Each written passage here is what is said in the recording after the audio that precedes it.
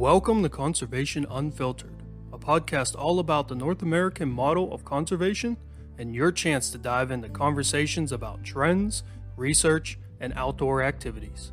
It's time to get wild with the 2021 Conservation Media Award-winning host, Jason Creighton.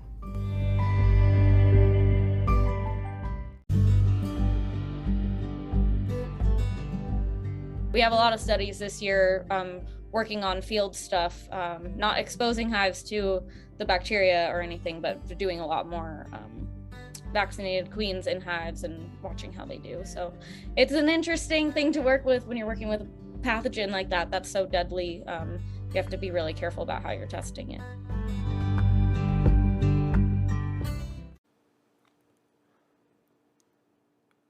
Welcome to the Conservation Unfiltered podcast presented by Conserve the Wild. I'm your host, Jason Creighton, and this is episode number 154, Vaccines for Honeybees. In this episode, I'm talking with Amy Floyd of Dalan Animal Health. Amy works as a field technician and in Beekeeper Relations while traveling around the U.S. in a self-converted camper van with her dog. She obtained her bachelor's degree in wildlife conservation and management and master's degree in Entomology and Insect Science from the University of Arizona.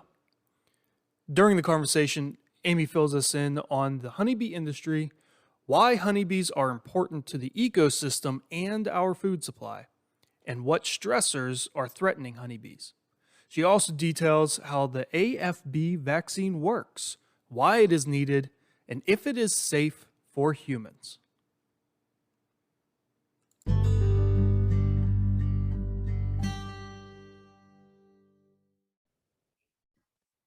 Hey everybody, welcome back to another episode. And on the line today, I have Amy Floyd.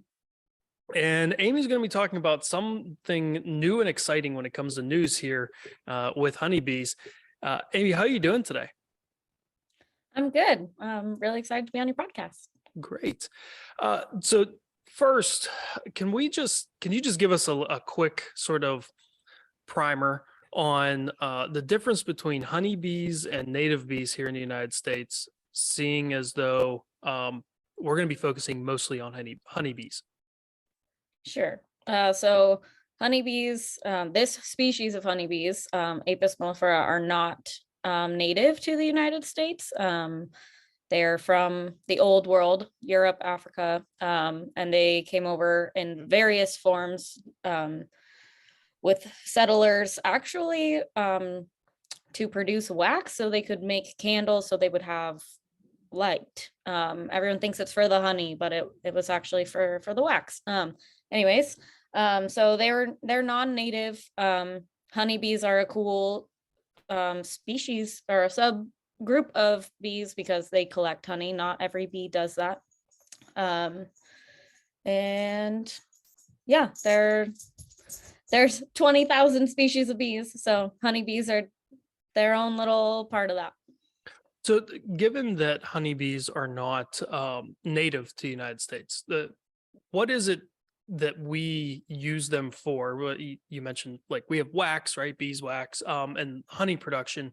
What do we use them for, and why are they important as an ecosystem driver here in the United States? Yeah, so honeybees, since they are not native, they actually are really beneficial for us in the agriculture system because they can pollinate a lot of plants here that are also not native. One of the biggest crops that honeybees pollinate are almonds, and almonds are also native to the old world. They are not native to the United States. So without honeybees here, that whole industry couldn't exist here in the United States. So that is their main purpose in the United States, is to pollinate our crops and provide food for us. So there's been news reports out there of like entire colonies, right? Like there's an industry around honeybees where people are raising honeybees. They're literally putting them on semis and taking them from farm to farm or orchard to orchard, and overnight the entire colony will just basically die. What is it that's sort of threatening honeybees? What are the stressors that are causing issues? Yeah, so I can't even remember the year now, but colony collapse disorder was the key word that was going around, and it was really freaking people out, and people's hives were just kind of like you said, dissolving overnight. And it wasn't even that all the bees were dead, it was that they were gone. And a lot of research, a lot of work has gone into kind of figuring out what was going on with that. And it turns out that it was not just one thing, it was a lot of things. So honeybees have to deal with a lot of stressors, one of which is being put on semis and driven across the country at not ideal times of year necessarily. The almond bloom happens in February, so bees have to be moved there in January. It's still kind of cold in January. So moving them stresses them somewhat.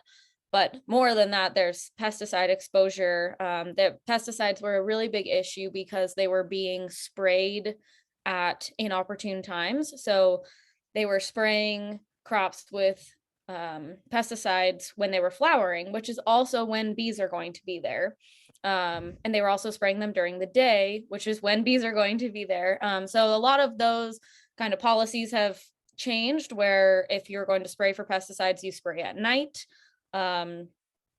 Or you, and that gives it time to dry. And a lot of those pesticides were affecting bees because they were wet and then they couldn't fly, and they were eating it and whatnot. So a lot of those policies, timings have been figured out with pesticides. There's still other issues because they do end up digesting some of those pesticides in the pollen that they're eating or nectar, but we've sort of figured out the pesticide issue.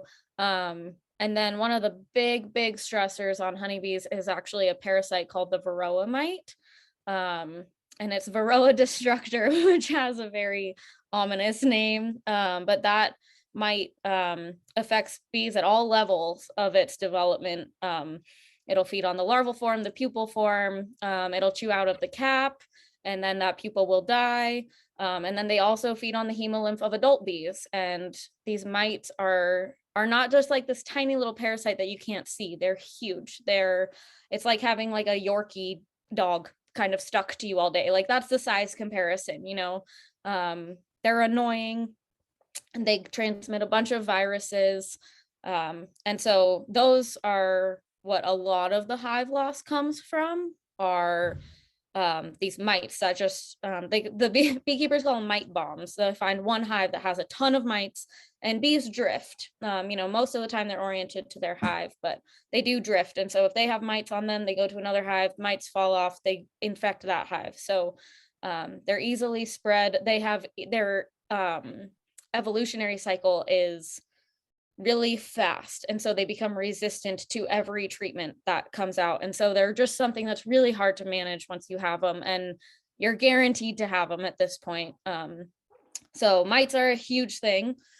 And then there are other pathogens. There's chalk brood, which is a fungal disease that kills larvae, and then there are brood diseases, or brood bacterial diseases that like American foul brood and European foul brood that also cause death in the larval stage, and are very contagious. So it's kind of all of these big stressors all combined that were like hives were getting overly stressed and they were leaving. And that's the theory. I don't think anyone ever like definitively said this is what colony collapse disorder was, but it was this like huge combination of all of these different things that were just stressing hives to a point that they couldn't get rid of all of it, so they just left. So basically, it's like pick one and try to find a solution to it. So your company developed a vaccine, picked one, ended up developing a vaccine. Can you tell us a little bit about the AFB vaccine work and how it's implemented and all that good stuff, how it works to help these bees? Sure. So American foul brood is a bacterial pathogen. The bacteria is Painted Bacillus larvae, and it's spore forming. And spores can live forever in like a vegetative state, not forever, but I think it's over 50 years, I think is what we have recorded right now. I could be slightly off on that, but it's decades. And they don't go away. They can live in soil, they can live on wax, they can live on wood, they can live on trees, they can live anywhere. And so if a bee picks it up on their flight back, they fall into the dirt, then they crawl back in the hive, then there's the spores get back in there. And if that spore gets fed to a larva, that one, I think they need like 6 to 10 spores to infect them. But if that larva dies from that infection, that spore germinates and then it reproduces and can be up to 2.5 billion spores in that one larva. And then bees are very hygienic. They're constantly cleaning their hive. And so they go to clean that larva out of that cell and out of the hive and get spores all over them. And then they go pack food or go feed another larva, and it just rapidly spreads. So it's super contagious. It's very deadly when beekeepers do get it, and there's no treatment for it. So antibiotics have been used here and there with beekeepers to suppress it, but it does not kill the spores by any means. And antibiotics aren't approved in a lot of areas, and they can leave residues in honey, so then you can't sell your honey afterwards. There's a lot of issues with using antibiotics as well. So there was kind of this hole in the industry where there was no option for beekeepers if they had American foul brood. Their option was to burn their hives with their bees. That's the only way you can kill those spores. And just I can't even imagine having to like dig a hole, push all of my hives and my bees into that hole and light it on fire and bury it. Like that it's just depressing and awful. So there's this hole. There was a need that wasn't being met. And bacteria is one of the easier things to work with in a lab and to create some of these vaccine technologies with. So we started messing with it and created a vaccine for that. So that was why we chose AFB. All right, so we have the issue now. So now we have a way to solve it. How do we administer vaccines to bees? I can't imagine that the beekeepers going, with these little needles and injecting them like a flu shot. So how does that work? Sure. So it's called a bacterium. The vaccine is dead bacteria. It's the dead spores of AFB, and it's in an aqueous solution, and that vaccine liquid just gets mixed into queen candy, which is kind of a fondant like candy that is used when beekeepers are shipping queens. They use it to release queens into hives so that the bees will slowly chew it out and smell her, get used to her. So it's something that's commonly used in queen operations and beekeeping operations. So the vaccine's mixed into that candy, and then queens don't eat on their own. They're fed by workers. And so the workers eat the vaccinated candy, digest it. It goes into their hypopharyngeal glands in their head, which are what make royal jelly. And then they feed that royal jelly to the queen, and the pieces of the vaccine have made it through that whole system, and then get into her digestive system. They're absorbed into her fat bodies, and then those fat bodies feed her ovaries.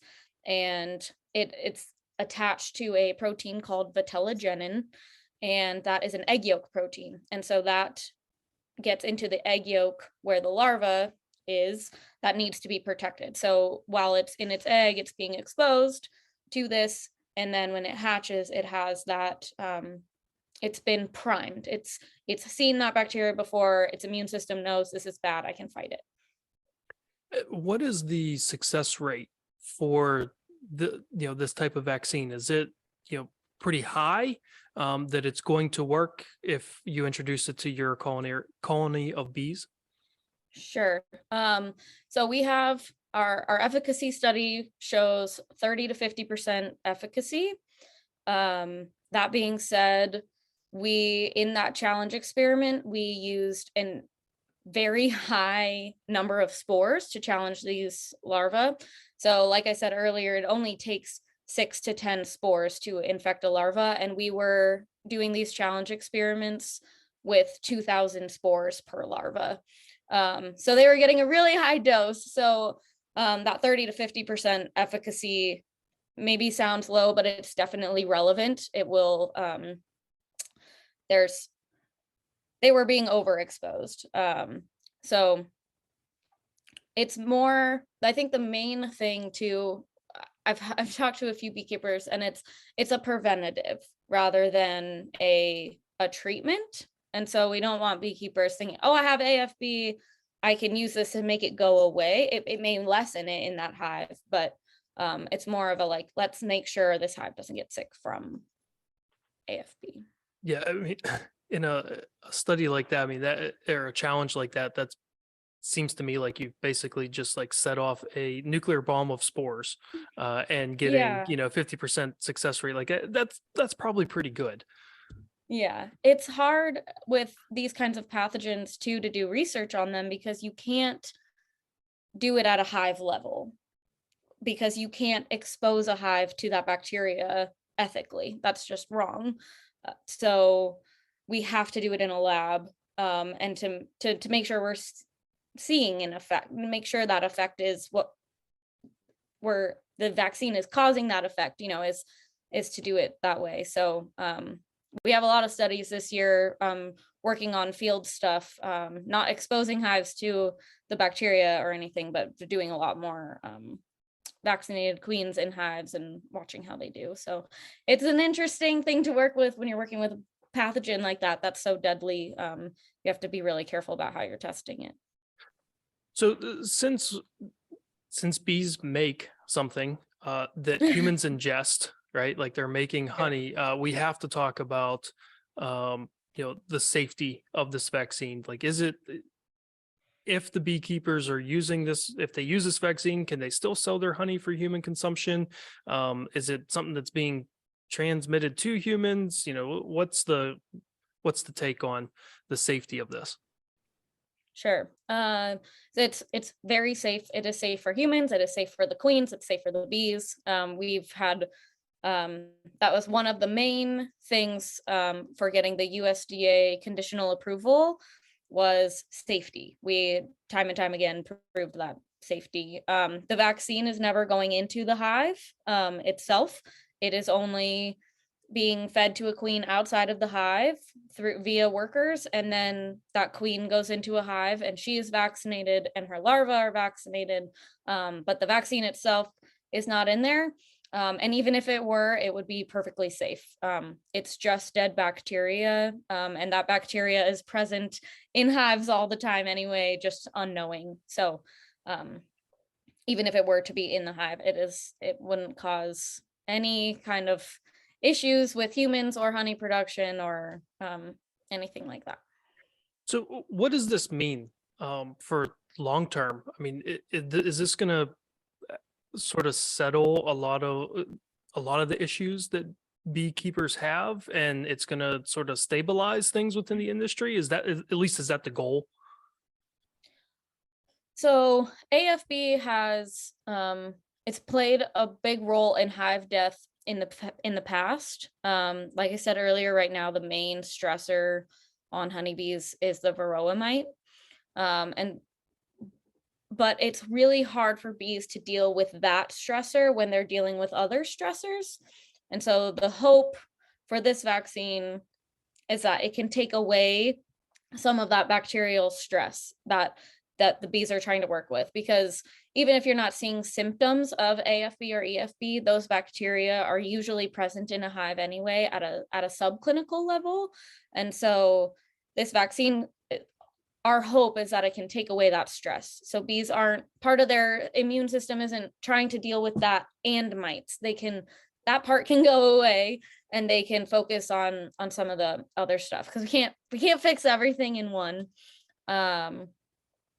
But we're also future Dalan is working on developing other vaccines to face some of these other big things that bees are facing too. So this is kind of just the beginning, and hopefully in the future we can have something like that that can kind of uh, fix a few things at the same time. Well, I think this is great news from what I'm hearing, right? And especially someone who works tangentially to the culinary field and understanding how food gets from farm to table. Anything that we can make it more efficient and make it easier for the people involved, I think is going to be a great thing. And then we're losing pollinators all over the country. So if we can, even though it's not a native pollinator, if we can sort of make things a little bit easier for one version of pollinators, maybe that also reduces some stress on some other pollinators as well. So, Amy, thank you for coming on and explaining this. I'm very excited to hear about this, and hopefully, this is just the first step in many positive directions for honeybees. Yeah, we're really excited. I'm glad you gave me an outlet to talk about it.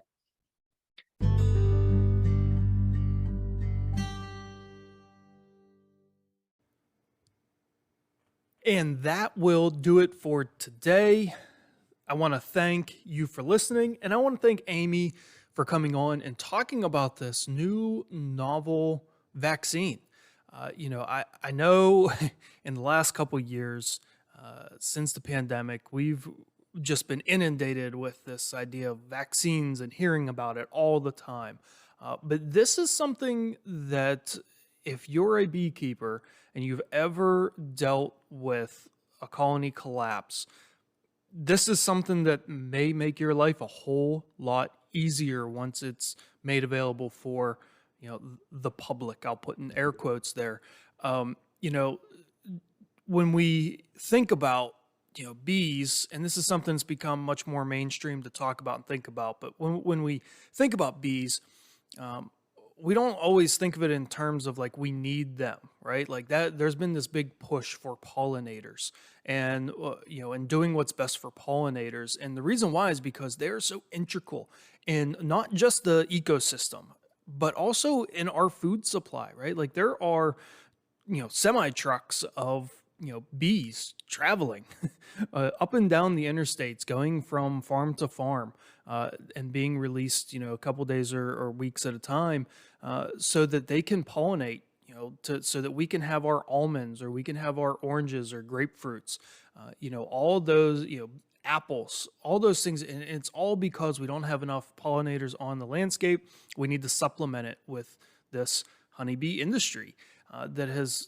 sort of cropped up from that. And when we're seeing this colony collapse syndrome happening, and we're losing all these honeybees, that's threatening our food supply as well. So to be able to come up with a vaccine that is given to the bees in the colony, it's nothing that gets transferred to us. All it's doing is just keeping these bees a little bit healthier. That is something that is going to be huge for anyone out there that has their own bees and utilizes them. So this is one of those like crazy big scientific breakthroughs, and that is absolutely awesome to learn more about. I want to leave you with just a couple reminders. The first one is, make sure that you click on the link in the episode details to visit wildrooted.com. You have that free shipping discount code that you can go ahead and use as a Conservation Unfiltered podcast listener. The other thing I want you to be aware of and know is that at the end of July, the last weekend of July, the Keystone Elk Country Alliance will be having their annual Elk Expo. And once again, I have partnered with them to podcast about the day. And on Saturday, July 28th, we will be we will be podcasting live for 8 straight hours. And if you can't make it up there, don't worry, you can still take part in it. We will be broadcasting that live stream on YouTube and Facebook. So make sure you're checking out those streams. And then I will, of course, release some of those snippets and episodes later on after. So if you can make it to Benazet, the last weekend of July, I highly recommend you do it. It's a great event. If you can't, make sure you're checking out that live stream. Until the next episode, I want you, with this wonderful, great weather outside, to get outside, take someone with you, and of course, stay wild.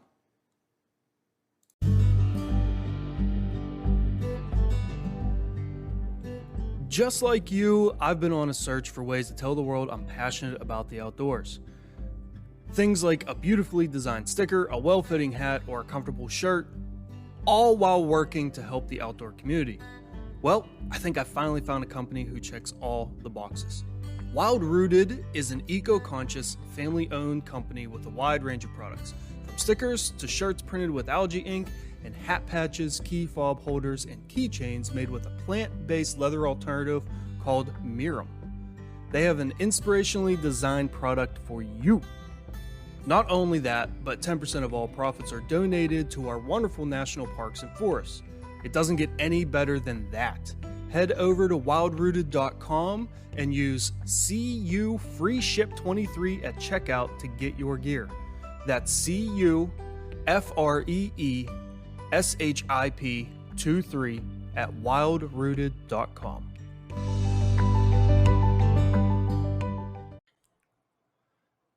Want to make a podcast? Spotify's got a platform that lets you make one super easily, then distribute it everywhere and even earn money, all in one place for free.